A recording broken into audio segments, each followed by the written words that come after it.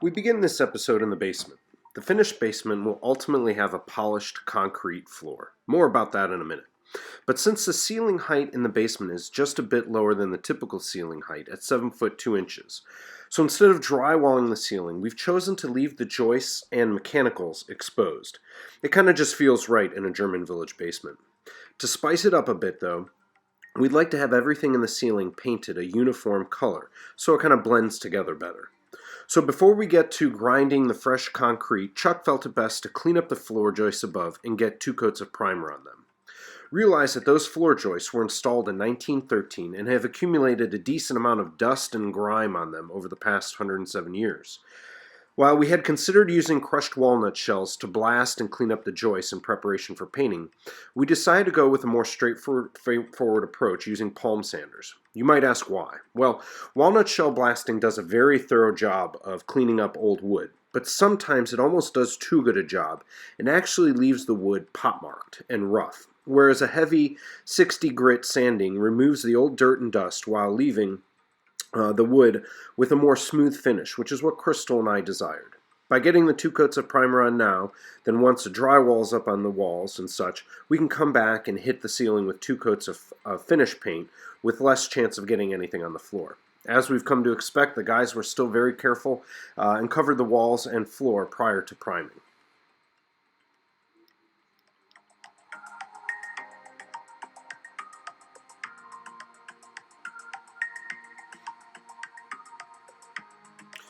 The primer we've used was Sherwin Williams ProBlock Primer, tinted Evening Shadow, basically an off-white or light gray that Crystal and I chose.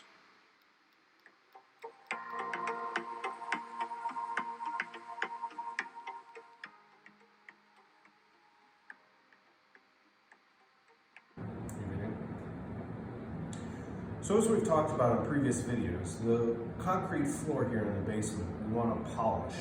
Crystal and I selected a tint that we added to the concrete as well as an aggregate stone that, again, the floor was troweled and it was quite smooth, but didn't really allow that aggregate or the tint to come through. So what the guys have been doing is using, this is a sander, if you will, or grinding. It's basically polishing the concrete just like you would a concrete or a stone countertop to kind of get to that level of finish. You use a series of pads, and you can see on the bottom of this grinder here, these pads are actually diamond tipped. They start with a pretty rough pad, about 100 grit, and then through a series of 3 different pads move up to about a 400 grit pad to really kind of bring the floor to more of a polished finish. Now they're able to use this throughout the main portions of the basement, but around any edges or any fixtures or things like that, they actually have to go through and do it by hand with a smaller handheld grinder. And you can see here examples of those pads that they use to do that. So work's going quite well. It does, it's fairly labor intensive process, and it's going to take a couple more days for them to finish the basement here. But so far as it's coming along, we're quite happy with the way that the aggregate's really pulling through. So just a little piece about grinding or polishing a concrete floor.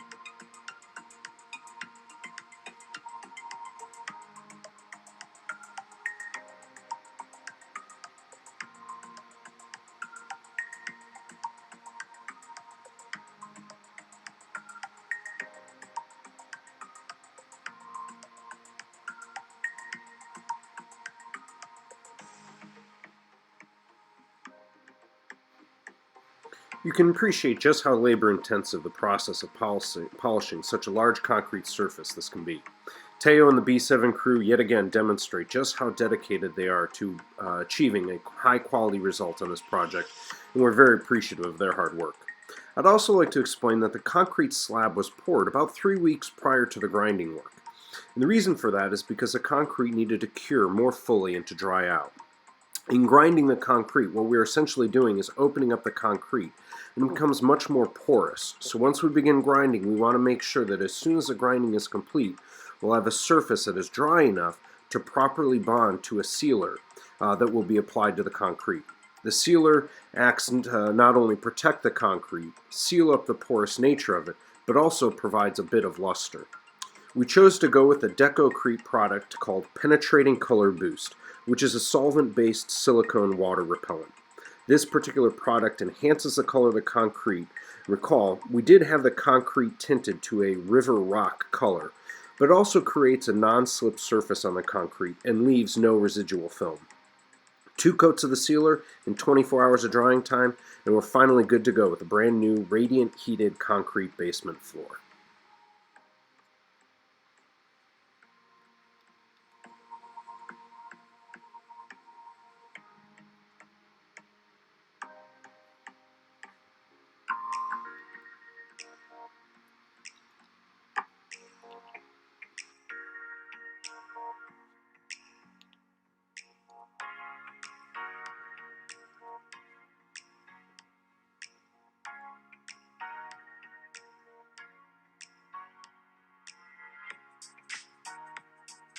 So before we begin grinding the floor, we asked our friends at Geotech, which you may recall from previous videos, is a third-party firm we've partnered with, who in this case placed 2 humidity sensors into the concrete. The sensors monitored the relative humidity content of the floor, and once Geotech confirmed the relative humidity was 95% and temperature of 50 degrees Fahrenheit for the concrete, then Benson and Chuck knew we were good to go and broke out the grinders.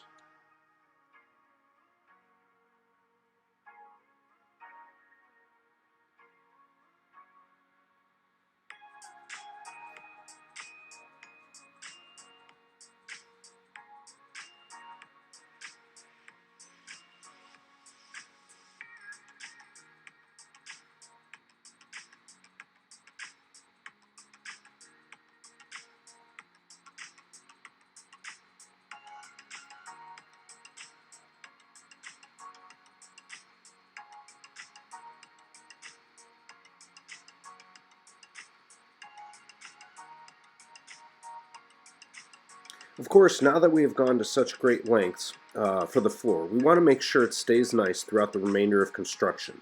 If an electrician were to accidentally drop a pair of pliers or screwdriver, it could easily chip the concrete floor. So to protect it, Chuck and the guys will then put down a complete covering of masonite, which is a type of hardboard, a kind of engineered wood, if you will. It's made of a steam-cooked and pressure-molded wood fiber in a process that was actually patented by a gentleman named William H. Mason. It's also called quarterboard, Hertnick, Torex, or pressboard. 4x8 sheet runs about $8, so to cover the whole basement, it's a couple of bucks, but well worth it given the lengths we've gone to in creating such a great looking floor.